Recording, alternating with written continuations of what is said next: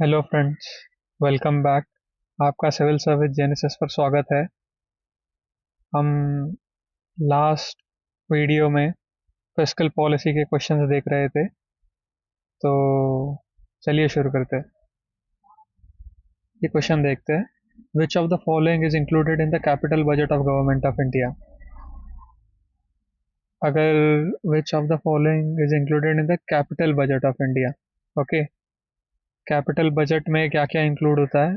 वैसे अगर देखा जाए तो हम बजट डिस्टिंग्विश किया जाता है रेवेन्यू अकाउंट में और कैपिटल अकाउंट में। Revenue account is further divided into revenue receipts, revenue expenditure, capital receipts and capital expenditure. तो यहाँ पूछा गया है कि कैपिटल बजट, कैपिटल अकाउंट के अंदर क्या क्या आता है। तो yes, expenditure on acquisition of asset like roads, building, machinery, it's come under capital expenditure.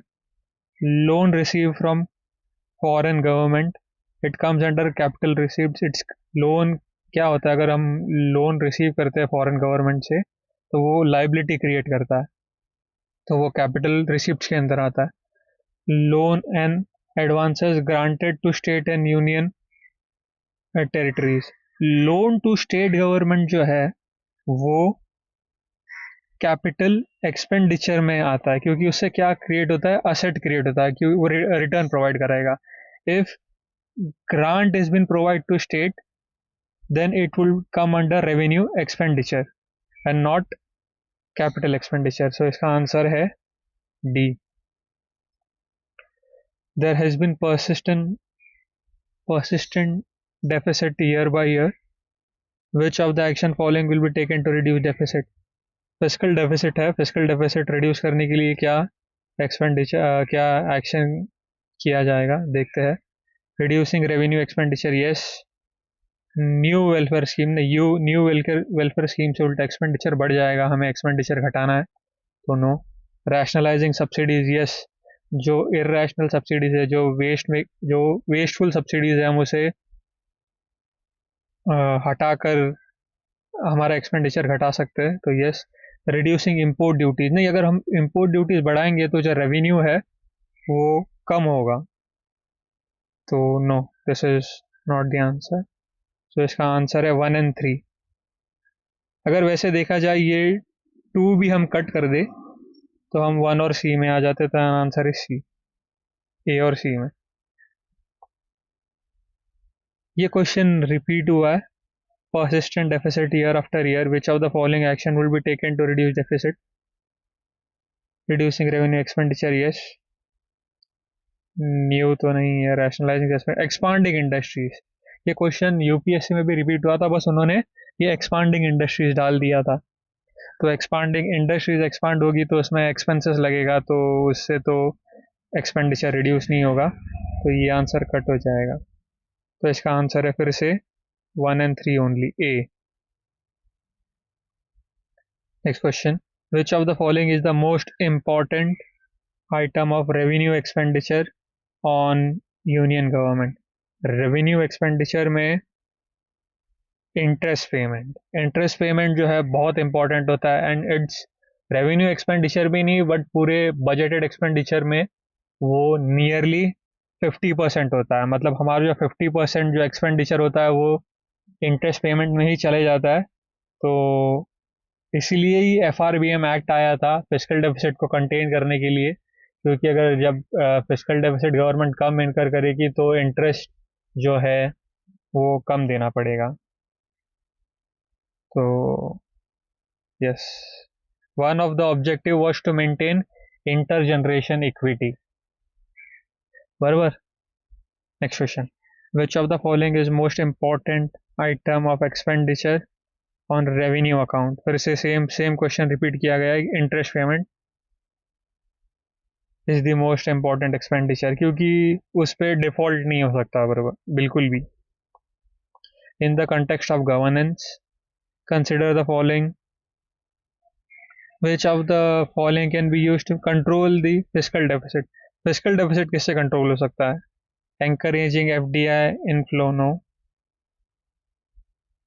Privatisation of higher education, इससे भी नहीं लग रहा। डाउन साइजिंग ब्यूरोक्रेसी, यस, ये जो है ये फिस्कल पॉलिसी का इंस्ट्रूमेंट है, तो गवर्नमेंट इस पे एक्सपेंडिचर कर सकती है।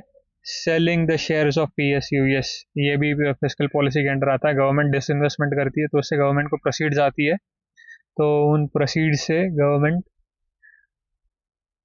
एक्सपेंडिचर एक्सपेंडिचर कम कर सकती है या फाइनेंस कर सकती है एक्सपेंडिचर को। सो इसका आंसर 3 and 4 ओनली है, D. Which of the following is not an objective of fiscal policy of government of India? Not an objective पूछा है, बराबर। फुल एम्प्लॉयमेंट, ये तो प्राइमरी एग्जेक्टिव है। Price stability, this is also one of the most significant objective. Regulation of interstate trade, ये तो नहीं है यार, ये this is the answer. Regulation of trade ये ऑब्जेक्टिव नहीं है। Equitable distribution of wealth, yes, this is also an objective. Fiscal policy is concern with which of the following? The volume of currency, fiscal policy से पूछा है, मतलब इसका definition क्या है, शायद वो पूछा गया है, देखते हैं options. With the is concerned with the volume of currency that banks put into the economic system, no. The policy regarding taxation and government, yes. The policy for regulation of stock market, no. The policy for countries relation with IMF, no, कुछ भी है यार। The policy regarding fiscal policy मतलब वही होता है, fiscal policy is related to tax and expenditure। Government एक तो टैक्स बढ़ाती है या तो टैक्स घटाती है, या गवर्नमेंट एक्सपेंडिचर इंक्रीज करती है या एक्सपेंडिचर डिक्रीज करती है। मैंने जैसे कि पिछले वीडियो में डिस्कस किया था कि जो फिस्कल पॉलिसी है, फिस्कल स्टांस गवर्नमेंट का, वो प्रो साइकिल भी हो सकता है और काउंटर साइकिल भी हो सकता है। प्रो साइकिल में जो है बूम को और बूमिंग इकॉनमी होगा, और रिसेशन को और डीप रिसेशन जाएगा। और जो है काउंटर साइकिल में बूम को काउंटर करते हैं और रिसेशन को रिसेशन के लिए देखते हैं हम, क्योंकि रिसेशन में क्या होता है, गवर्नमेंट टैक्स घटाती है और एक्सपेंडिचर बढ़ाती है। इससे क्या होता है, with more money in hands of people, they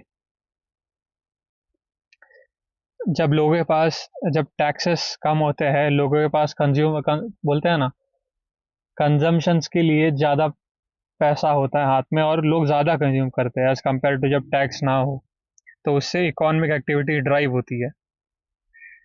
which of the following economist introduce fiscal policy tool to rectify great depression of 1929? Professor Keynes, professor Marshall, professor Coster and professor Piyush. तो उसमें professor Keynes in his renowned work General Theory of Interest, Employment and Money pointed out that deficiency of aggregate demand could be overcome by expansionary fiscal policy। जो केनीज थे, इन्होंने ही fiscal instrument को significance दिया और कहा कि जो एग्रीगेट डिमांड में डेफिशिएंसी है, वो expansionary policy, that is increasing government spending and reducing taxes, ये फिस्कल स्टांस लेने से रिसेशन ओवरकम किया जा सकता है। बराबर, ग्रेट डिप्रेशन के टाइम में उन्होंने ये सोल्यूशन प्रोवाइड किया था, और तब से fiscal policy has been major instrument to fight widespread unemployment. Next question, list दिए गए हैं यहाँ, लिस्ट 1 और लिस्ट 2। यहाँ क्या है, बूम, रिसेशन, डिप्रेशन और रिकवरी, और इधर डेफिनेशन दी गई है उनकी करस्पॉन्डिंग, देखते हैं। मैच द फॉलोइंग क्वेश्चन है। Boom, business activity at high level with increasing income output and employment at micro level. So yes, recession, gradual fall in income output and employment with business activities in lower gear. Depression, unprecedented level of unemployment and drastic fall of income output. Recovery के side में fourth one क्या है, steady rise in general level of price, income and employment. तो इसका answer है, इसका answer A है। Boom मतलब business activities at high level with increasing income output and employment, yes. Recession, gradual fall in income output and employment with business activities in lower gear, yes. Depression, unprecedented level of underemployment and unemployment, especially unemployment. Drastic fall in income output and employment, yes. Recovery, steady rise in general level of price, income and output and employment, yes. तो इसका answer A है, match the column. Which of the following is responsible for preparation and presentation of union budget, that is annual financial statement? इसका answer B है, department of economic affairs is responsible. Factual question है, आप confuse हो सकते हो यार department of revenue से लेके, but no, department of economic affair prepares and present union budget in parliament. Which, next question, which of the following are the source of income in current account of central government?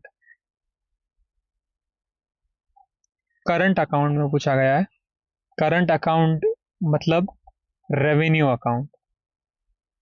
So revenue account में source of income क्या है? Revenue receipts, revenue receipts के under पूछा गया है। Revenue receipts में tax और non tax receipts पूछा जाता है।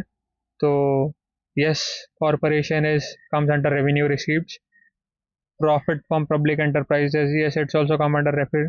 Sales of national saving certificate, no, ये कैपिटल रिसीप्ट्स में आता है। Loan receive from the world bank, ये भी कैपिटल रिसीप्ट्स में आता है। एक्साइज ड्यूटी, ये रेवेन्यू रिसीप्ट्स में आता है। सो इसका आंसर है 1, 2 and 5, 1, 2 and 5, D. Next question,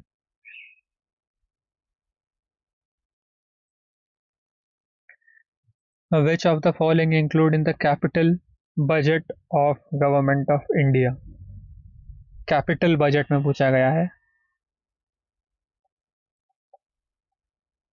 capital budget includes capital receipts and capital expenditure, बराबर। Expenditure on acquisition of asset like roads, buildings and machinery, this comes under capital expenditure. Loan receive from foreign government, ये capital receipts है जो liability create करता है। Capital expenditure है जो asset create करता है, और कैपिटल रिसीप्ट्स लाइबिलिटी क्रिएट करती है। लोन ग्रांटेड टू स्टेट, ये कैपिटल एक्सपेंडिचर के अंडर है, यानी कि इसका आंसर डी है। All A 1, 2, 3 includes in the capital budget. Next question, in union budget of India, which of the following is the largest in amount? Largest in amount देखा गया था हमने, तो इसका आंसर है revenue expenditure. Why largest in amount? क्योंकि revenue expenditure में interest payment आता है, और हमने थोड़ी देर पहले डिस्कस किया था कि इंटरेस्ट पेमेंट जो है वो up till 50% of budgeted expenditure होता है। It is a committed expenditure which government can not be reduce at any cost, तो वो बेयर ही करना पड़ता है।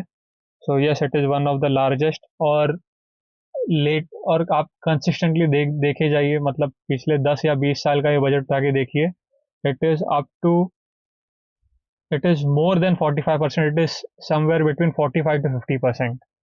So yes, in which of the following budget the railway budget was merged with the union government? इसका answer है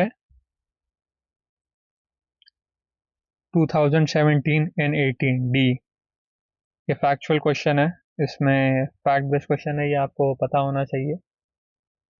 railway budget was merge in 2017 and 18 in union budget. पहले क्या होता था कि रेलवे अपना सेपरेट बजट प्रिपेयर करता था, बट ये गवर्नमेंट की पॉलिसी, नहीं मतलब नई पॉलिसी है कि रेलवे बजट को मर्ज करना है। Next question, in the union budget the largest item of revenue expenditure is? Same question, interest payment. ये बहुत इंपॉर्टेंट क्वेश्चन है, ये बहुत बार आ चुका है, रिपीटेटिवली आया है, तो हम इसे देख रहे हैं और डोंट निग्लेक्ट दिस। आप भी जब, ये तो थोड़ा कॉन्सेप्ट बेस्ड क्वेश्चन है, बट अगर प्रैक्टिकल में देखोगे आप, मैंने ये कंसेप्चुअल बेस उठाया और थोड़े डेटा बेस्ड वाले क्वेश्चन नहीं उठाए। डेटा बेस्ड वाले क्यों नहीं उठाए? क्योंकि वो डेटा बेस्ड क्वेश्चन होता है, वो रिडंडेंट हो जाता है।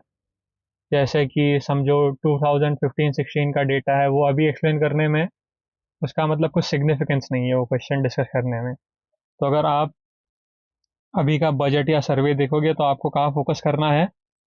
इंटरेस्ट पेमेंट चेक करना है आपको कितना है, या गवर्नमेंट का डेट चेक करना है, फिस्कल डेफिसिट चेक करना है कितना है, फिस्कल डेफिसिट के टारगेट चेक करने कितने हैं, रेवेन्यू डेफिसिट चेक करना है कितना है, प्राइमरी डेफिसिट चेक करना है।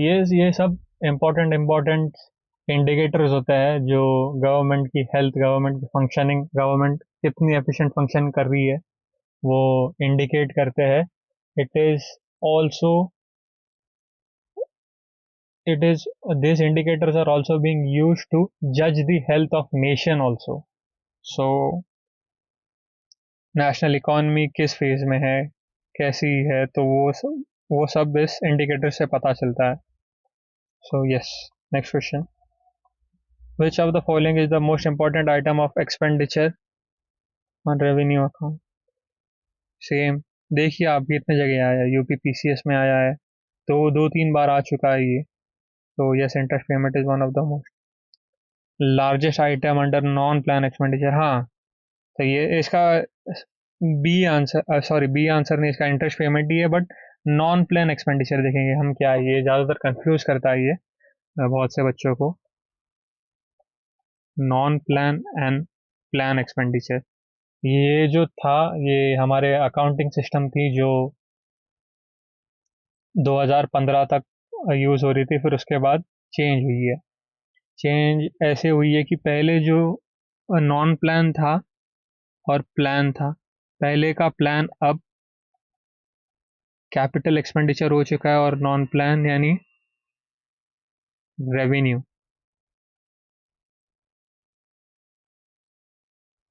रेवेन्यू बजट और कैपिटल बजट, ये ऐसा देखिए, जो प्लान एक्सपेंडिचर था वो असेट क्रिएट किया जा, उससे असेट क्रिएशन होता था, और जो नॉन प्लान था उससे नीदर असेट क्रिएट होता था नॉर लाइबिलिटीज रिड्यूस होते थे। तो अगर मोटे मोटे तौर पे देखा जाए तो नॉन प्लान यानी रेवेन्यू बजट, और प्लान बजट यानी कैपिटल बजट। सो ये क्वेश्चन मैंने इसलिए डिस्कस किया क्योंकि बहुत सारे लड़के कंफ्यूज होते हैं नॉन प्लान और प्लान क्या है। Next question, in the context of governance consider the following: encouraging FDI inflow. Which of the following can be used to control fiscal deficit? Encouraging for FDI inflow, privatization of higher education, downsizing of bureaucracy, selling of shares of PSU. It is also known as disinvestment. So yes, इसमें इससे physical deficit contain होगा क्योंकि government के पास इससे resources आएंगे और उस resources से गवर्नमेंट डेट कम कर सकती है। ब्यूरोक्रेसी का रिक्रूटमेंट है, सैलरी है, उसे डाउन साइज कर सकती है, ज़्यादातर रिक्रूटमेंट, और इससे भी फिजिकल डेफिसिट कंट्रोल हो सकता है। बट नहीं, ये एफडीआई एंकरेज, उससे ये नहीं होगा। These are not an instrument of fiscal policy, तो इससे नहीं होगा। इसका आंसर डी है। Consider the following budget deficit of central government: primary deficit, fiscal deficit, revenue deficit. The correct descending order of their value, descending order पूछा है, मतलब बड़े से छोटा पूछा है। तो फर्स्ट आता है फिजिकल डेफिसिट, फिर आता है रेवेन्यू डेफिसिट, फिर आता है प्राइमरी डेफिसिट। सो इसका आंसर है 2, 3, 1। 2, 3, 1 इसका आंसर ए है। Next question, Match list 1 with list 2 and select the correct answer using code given in the below list. Fiscal deficit, budget deficit, revenue deficit and primary deficit. और list 2 में यहाँ कुछ नहीं, explanation यानी कि उसकी definition दी गई है. हमें देखना है कि मैच द कॉलम कौन सा राइट है और मतलब देखना है. Fiscal deficit total excess of total expenditure और टोटल रिसिप्ट नहीं, ये है बजट डेफिसिट. ये एक्सप्लेनेशन बजट डेफिसिट का है. Excess of revenue receipt over revenue expenditure, ये है revenue deficit. Excess of total expenditure और टोटल रिसिप्ट लेस बोरोइंग, ये फिस्कल डेफिसिट का डेफिनेशन है. Primary deficit, excess of total expenditure और total receipt less total borrowing and interest payment, ये है primary deficit. ये करेक्ट है.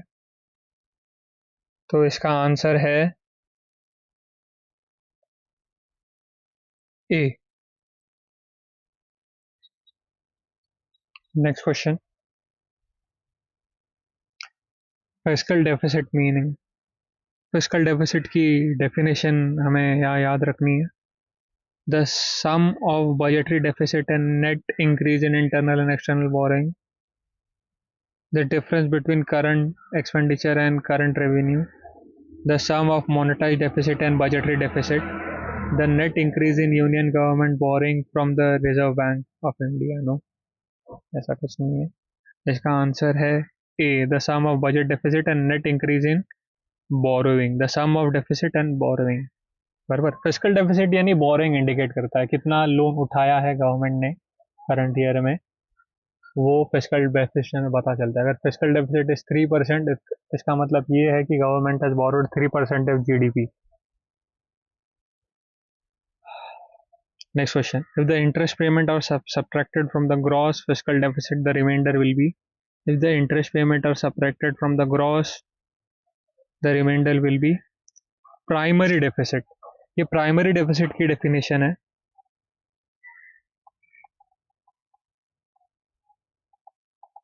Primary deficit is equal to fiscal deficit minus interest payment. ठीक है. इस प्राइमरी डेफिसिट क्या का इंडिकेट करता है? प्राइमरी डेफिसिट इंडिकेट करता है कि प्रेजेंट फिस्कल इम्बैलेंस कितना है. प्रेजेंट ईयर में फिस्कल इम्बैलेंस कितना है, मतलब जो प्रीवियस ईयर्स की जो इंटरेस्ट पेमेंट्स है अगर उसे हटा दे तो प्रेजेंट ईयर में कितना fiscal deficit, present fiscal imbalance कितना हुआ है, वो इंडिकेट करता है gross primary deficit. Primary deficit in short. Revenue deficit की डेफिनेशन पूछी गई है. Revenue deficit in India implies that the Indian government needs to borrow in order to finance expenses which will create capital assets. नहीं, assets create नहीं होते. Revenue expenditure जो होता है वो day to day functioning, salaries, pensions, interest payment is which is the major component, तो उसके लिए रेवेन्यू एक्सपेंसेस होते हैं. तो कैपिटल एसेट्स क्रिएट नहीं होते उससे. The Indian government needs to borrow in order to finance is expenses which does not create capital assets. Yes, expenses which not creates. So ये थोड़ा राइट लग रहा है. The Indian government needs to borrow from the RBI against the government securities. No. The Indian government needs to borrow from international finances. नहीं, ये कुछ भी है यार. बी आंसर है इसका. Revenue deficit. Revenue deficit is equal to revenue expenditure minus revenue receipts. Revenue receipts हमने पढ़ा ही था कि tax and non tax receipt होते हैं, जैसे कॉर्पोरेट टैक्स हो गया, इनकम टैक्स हो गया, कस्टम ड्यूटी हो गई, फीस फाइन्स हो गया. तो ये टैक्स और नॉन टैक्स रिसिप्ट के अंदर आता है. और रेवेन्यू एक्सपेंडिचर जो है इंटरेस्ट पेमेंट हो गया, सैलरीज एंड पेंशन हो गया. रेवेन्यू डेफिसिट इंडिकेट ये करता है कि गवर्नमेंट जो है, if large portion of fiscal deficit is revenue deficit, it means government is not efficient and government is expanding but rather borrowing more to finance its current expenses rather than creating assets, which is bad indicator and lower, हमें घटाना ही चाहिए। ये जो revenue deficit है ये nearly zero होना चाहिए, nearly zero होना चाहिए, ठीक है। और अगर रेवेन्यू डेफिसिट ज़्यादा होगा तो फ्यूचर असेट्स जो है, असेट्स पे हम कैपिटल एक्सपेंडिचर कर नहीं पाएंगे, असेट्स क्रिएट नहीं हो पाएगा, उससे क्या होगा, lower future growth. Next question, after deducing grants for creation of capital asset from revenue receipts, we are after deducing grants from creation of capital assets from revenue, we arrive at effective revenue deficit, बराबर। इसका answer ये है, ये जो ये term important है, effective revenue deficit. क्या होता था कि जो रेवेन्यू रिसीप्ट्स है उसके अंदर रेवेन्यू रिसिप्ट्स और रेवेन्यू एक्सपेंडिचर, ये रेवेन्यू बजट है, उसके अंदर एक रेवेन्यू रिसिप्ट आता है, tax and non tax receipt revenue expenditure आता है, उसके अंदर सैलरीज, पेंशन, इंटरेस्ट पेमेंट, और एक नेक्स्ट एंट्री ये भी है कि grant to states, grant to states भी जो है ये इफेक्टिव रेवेन्यू डेफिसिट में आता है, सॉरी ये रेवेन्यू एक्सपेंडिचर में आता है, grants to state.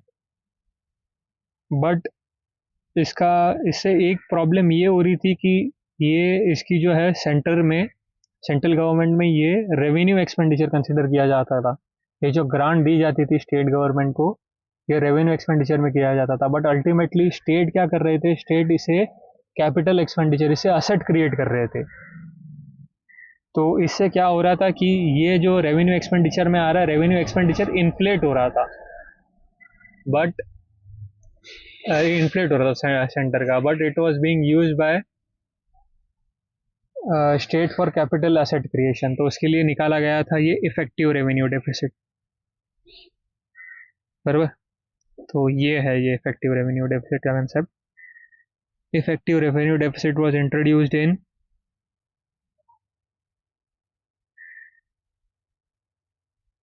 effective revenue deficit was introduced in 2011-12 में इंट्रोड्यूस किया गया था ये टर्म इफेक्टिव रेवेन्यू डेफिसिट। तो ये फैक्ट बेस्ड क्वेश्चन है, हमें इसे याद ही रखना है, इसे समझ के तो फ़ायदा नहीं है। तो 11-12 में याद कीजिए कि इफेक्टिव रेवेन्यू डेफिसिट किया गया था, क्योंकि जो रेवेन्यू एक्सपेंडिचर जो ग्रांट्स दी जाती थी स्टेट्स को, वो रेवेन्यू एक्सपेंडिचर और रेवेन्यू एक्सपेंडिचर में कंसिडर किया जाता था, बट अल्टीमेटली वो स्टेट्स के लिए असेट क्रिएट करती थी। सेंटर उसे रेवेन्यू एक्सपेंडिचर में कंसिडर करता था, बट वो स्टेट गवर्नमेंट उससे असेट क्रिएट करती थी। तो वो रेक्टिफाई करने के लिए इफेक्टिव रेवेन्यू डेफिसिट 2011-12 के बजट में इंट्रोड्यूस किया गया था। A large part of fiscal deficit in union government is filled by tax revenue, domestic borrowing, foreign borrowing, printing paper currency। Domestic borrowing जो फिस्कल डेफिसिट है हमारा जो फिस्कल डेफिसिट है वो डोमेस्टिक, जो हमारी बोरोइंग, फिस्कल डेफिसिट क्या indicate करता है, borrowing, total loan by state और सेंटर, और ये लोन है, ये लोन पूरा का पूरा डोमेस्टिक बोरोइंग है। तो ये गवर्नमेंट सिक्योरिटी जी से इशू करता है, तो वो पूरा का पूरा डोमेस्टिक बोरोइंग है। Next question, deficit financing leads to inflation, yes and ये असर्शन है, रीजनिंग देखते हैं। An increase in money supply as compare to the goods and services in the context of both, which of the following is correct? Both A and R are true. R is the correct explanation of A. Both A and R are true. R is not correct.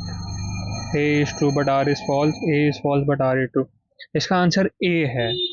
अभी देखते हैं, इसका explanation देखते हैं। Deficit financing leads to inflation, अभी समझ लीजिए कि फिजिकल डेफिसिट इनकर हुआ है 3%, मतलब 3% गवर्नमेंट ने क्या लोन बोरो किया है। ये डेफिसिट फाइनेंसिंग है। ये टू वे से होती है, या तो बोरोइंग या तो प्रिंटिंग मनी।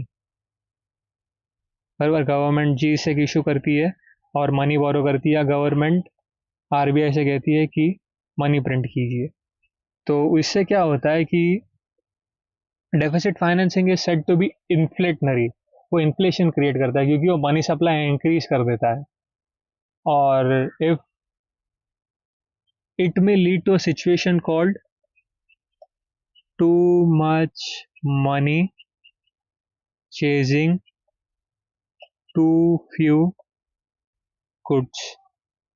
देखिए, ये समझिए, too much money chasing too few goods, मतलब लोगों के हाथ में अगर ज़्यादा पैसा आ जाएगा तो उससे क्या होगा कि जो इंडस्ट्री की कैपेसिटी है गुड्स और सर्विसेज प्रोवाइड करने की, वो कम होगी। और उससे क्या होगा, उससे ये होगा कि उससे इन्फ्लेशन होगा। जैसे कि एक एग्जांपल ले लीजिए कि वो अगर मनी सप्लाई इंक्रीज करने से अगर लोगों के हाथ में ज़्यादा पैसा हो तो उससे इन्फ्लेशन कैसा क्रिएट होता है।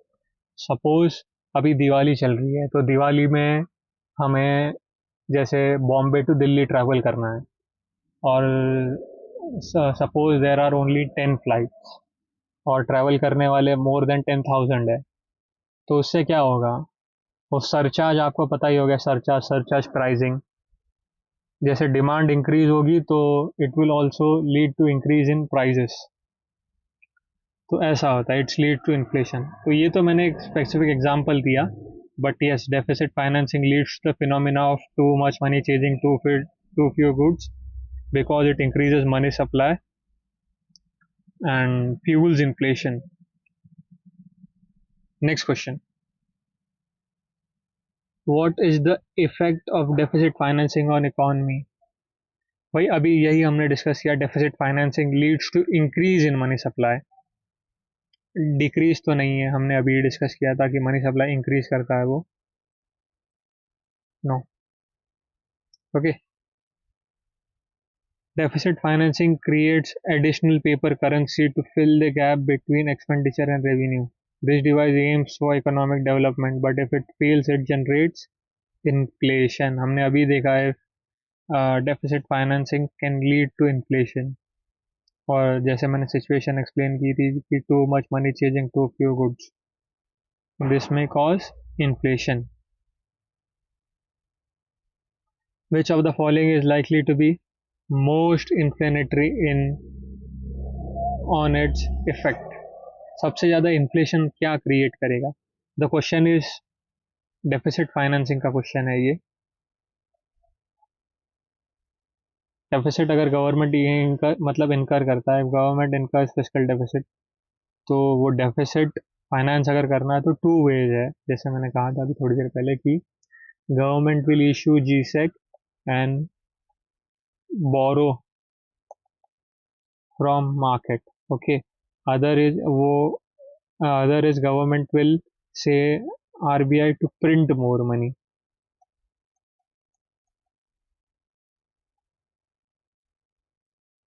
Okay. So borrowing from public to finance budget deficit. Borrowing from public, जैसे मैंने कहा था कि जीसेक इशू करके, borrowing from bank, creating new money. ये जो क्रिएटिंग न्यू मनी होता है ना दोस्तों, ये बहुत ही ज़्यादा इन्फ्लेशन क्रिएट करता है rather than borrowing the money from public. क्योंकि इससे क्या होता है कि मनी सप्लाई बढ़ जाता है, बहुत ज़्यादा बढ़ जाता है। और ये जो है जिससे बोरो मनी फ्रॉम मार्केट, इससे ये होता है कि जो ऑलरेडी मार्केट में मनी है वो मनी गवर्नमेंट मार्केट से बोरो करता है। उससे ये उसका इम्प्लीकेशन ये होता है कि व्हेन गवर्नमेंट compete करता है बोरो करने के लिए, उससे इंटरेस्ट रेट बढ़ सकता है। इंटरेस्ट रेट बढ़ सकता है, ऐसा ही इंटरेस्ट रेट बढ़ सकता है, बट उससे ऐसा ये हो सकता है कि उससे इन्फ्लेशन नहीं, इंटरेस्ट रेट बढ़ने से इट में लीड, यस इट में लीड टू इन्फ्लेशन, बट इतना इन्फ्लेटरी नहीं होगा जितना नया करेंसी प्रिंट करने से होगा। सो यस, तो आज के लिए बस इतना ही। और थैंक यू।